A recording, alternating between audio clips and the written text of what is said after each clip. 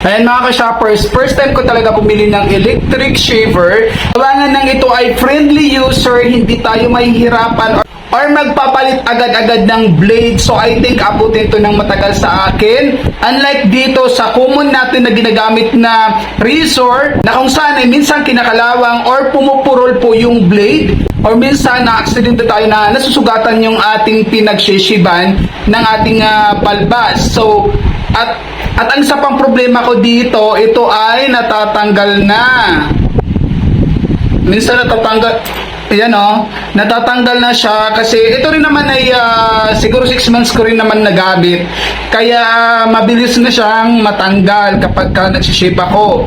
Dati hindi naman ganito to at kaya ako nag-decide na ito na yung gamitin ko. So sa mga katulad ko na may mga balbas din at ayaw na may mga nakikitang itim-itim sa ating bibig or sa baba natin, so mas maganda na bumili na rin kayo ng Kimi Electric Shaver.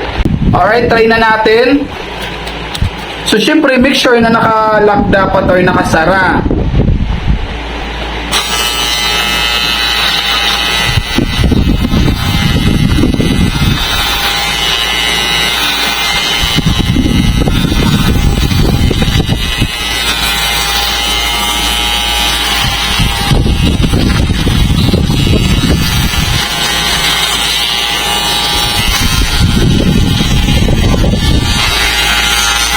Ay, ang galing niya, hindi siya nakakatakot hindi siya nakakatakot gamitin.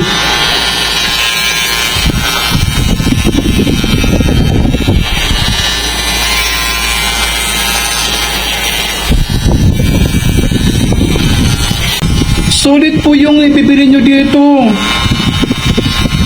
Hindi ko pa naayos actually, pero tingnan mo yung difference. Ito yung meron pa, hindi pa ako nasishave dito sa taas. Dito sa baba, wala na.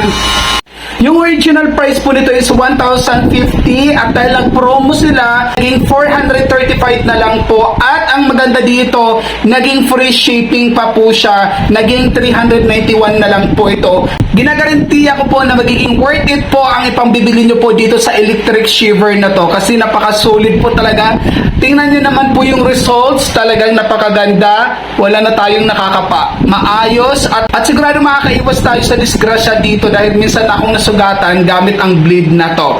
Let's go, i-unboxan natin ang ating Kimi Shaver at ito yung mga specs ng box, pwedeng basa or tuyo na ikaw ay magsishave. At ang maganda dito sa product na to, ito po ay waterproof, ibig sabihin kahit mabasa okay lang po. At kung mag-charge naman po, kung fully charge ang ating ni-attempt, abutin po tayo ng 8 hours. At ang working time po natin dito or ang gamit is 50 minutes kung ito ay fully charged.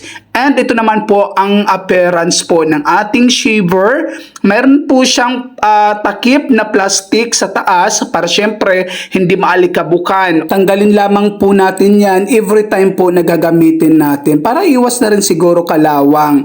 Ito po yung pinaka-shaver natin at pwede mo yan tanggalin at ito yung pinaka-bleed niya po. Actually, yung bleed na yan is hindi po siya matalim. Kaya nakakamanghanga kasi nakakatanggal siya ng mga balbas kahit hindi po siya matalim. At ito naman po yung pinaka-keyboard, kailangan nyo na lang po ng adapter at ang maganda dito dahil uso na yun ang Type-C, siya po ay naka-Type-C na port. Yun yung advantage dyan dahil hindi siya naka-micro. At meron siyang free na pouch, so anywhere pwede mong magamit. At replaceable po yung pinaka-cover ng blade, silver po ang kulay ng free. At ito naman po yung pinaka-brush, syempre pagkatapos mong gamitin, linisin mo,